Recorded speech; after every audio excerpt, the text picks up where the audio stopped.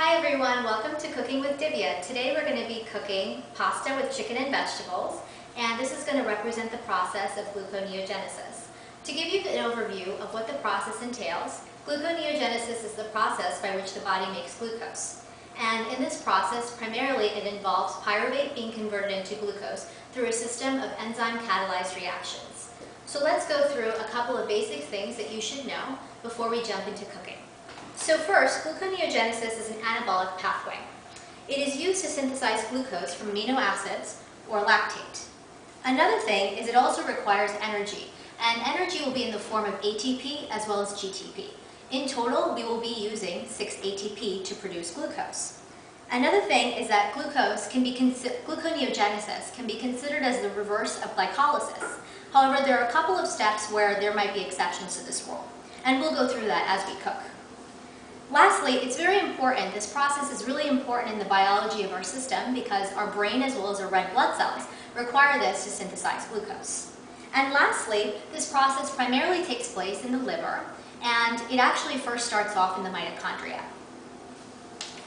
So let's go through a few ingredients that we'll be using to cook today. First here, we have our tomato and basil pasta sauce. We have green broccoli. We also have lima beans, peas, red carrots, and green beans. We also have chopped red onions and chopped garlic. And lastly, I've created a spice blend which includes a little bit of red chili powder, some oregano, and some garlic powder. And lastly, we have parsley, chopped parsley, which we'll be incorporating into the spice blend later in this video. So first, we're going to start off with the first step of gluconeogenesis. As we discussed earlier, gluconeogenesis starts off in the mitochondria. So I'm representing pyruvate, which is a starting substrate molecule, by extra virgin olive oil. And we're going to add that to the pan. Next, this reaction actually involves an addition of ATP for energy. And so we're going to represent 2 ATP with 2 garlic slices, which we'll add to the pan. Next, we apply the enzyme pyruvate carboxylase by adding the heat.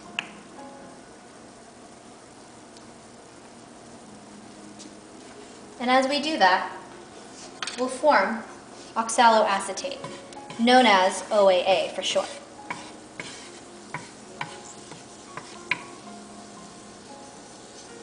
Next, we will be adding 2 slices of garlic, which will serve as 2 GTP, which is another equivalent for ATP or energy. And this will allow us to add in PEP carboxykinase, which is the enzyme that allows us to form our major molecule phosphoenolpyruvate, which is denoted as PEP. And we'll be representing the enzyme PEP carboxykinase with chicken.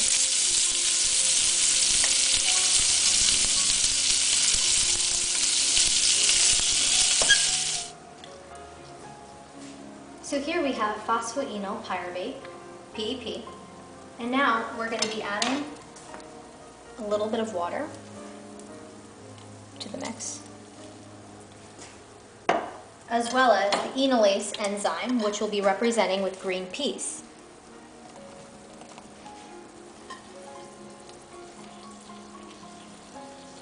This will allow us to form 2-phosphoglycerate.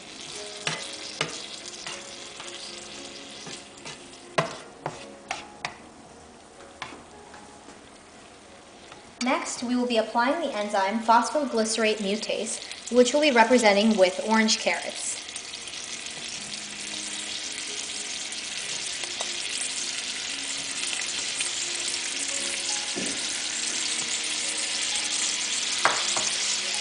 And this will allow us to form 3-phosphoglycerate.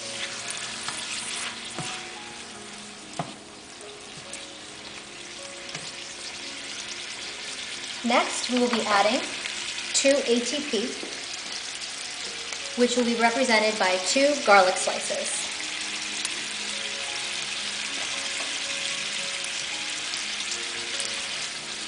We will also be applying the enzyme phosphoglycerate kinase, which will be representing with lima beans.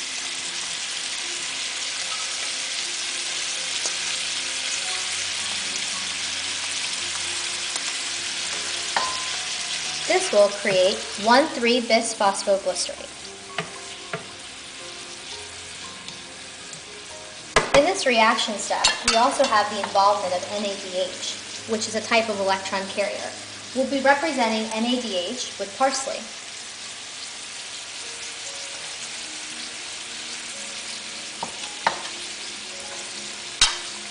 We will then be applying the enzyme glyceraldehyde 3-phosphate dehydrogenase, and we will be representing this enzyme with green beans, string beans.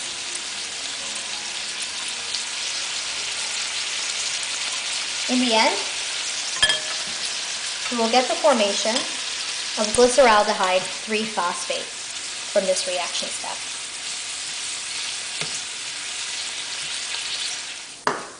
So the next step is we'll be adding triose phosphate isomerase, which is an enzyme that we'll be representing with green broccoli.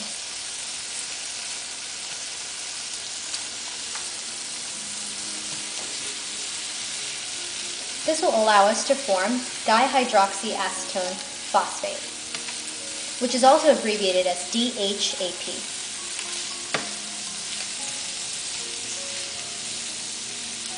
Next, we will be applying the enzyme aldolase to the mix, which we'll be representing with red onions.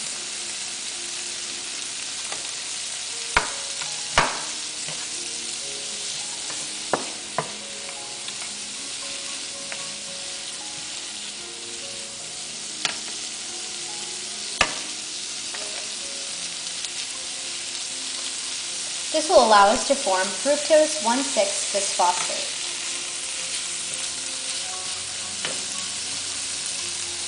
The next step from here is to saute our chicken and vegetables with some pasta sauce for taste. And this will represent the enzyme fructose 1,6-bisphosphatase.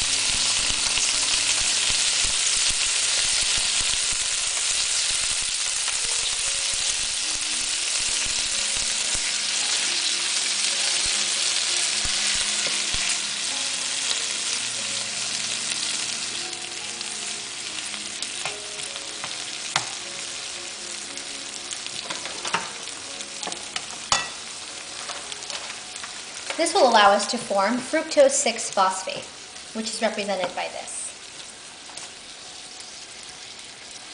From here, we're going to be adding the enzyme phosphoglucose isomerase, and we'll be representing this enzyme with the spice blend that I showed earlier, which is a mix of chili powder, oregano, and garlic powder.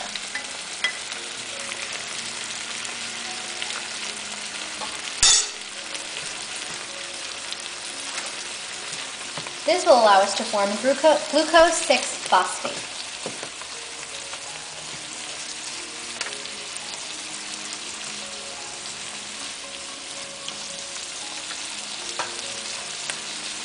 From here, we will be adding the enzyme glucose 6-phosphatase, which I'll be representing by the cooked pasta, which I cooked earlier. By adding our sautéed vegetables and chicken to the cooked pasta, we can then form glucose.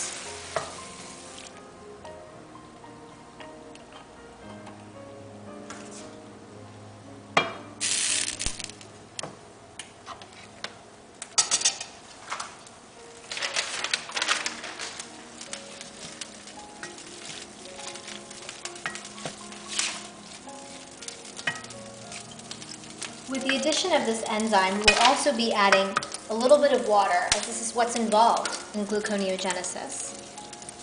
And with a little bit of water and heat, we can form our molecule, glucose, which is our final product. The combination of all of these ingredients will represent glucose. So our last final product is glucose, which we represented by our pasta, chicken, and vegetables. And just to make a few quick comments about gluconeogenesis, this particular reaction occurs in the body when the liver needs to raise blood glucose or blood sugar levels. And what's really important is it also is activated when liver glycogen stores are depleted. A final thing is, in this process, we actually use 6 ATP to create 1 molecule of glucose. And what's really important to note is that every single step in the reaction and through the cooking process happens twice. So we start off with 2 molecules of pyruvate, which are 3 carbon molecules, and in the end we end up with 1 molecule of glucose. So the reaction cycles 2 times to provide us with 1 glucose in the end. Let's taste the final product.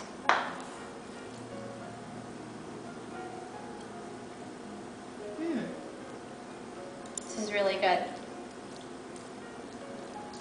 So I hope you enjoyed cooking with me, and stay tuned next time when we'll be taking a look at the citric acid cycle. Thanks!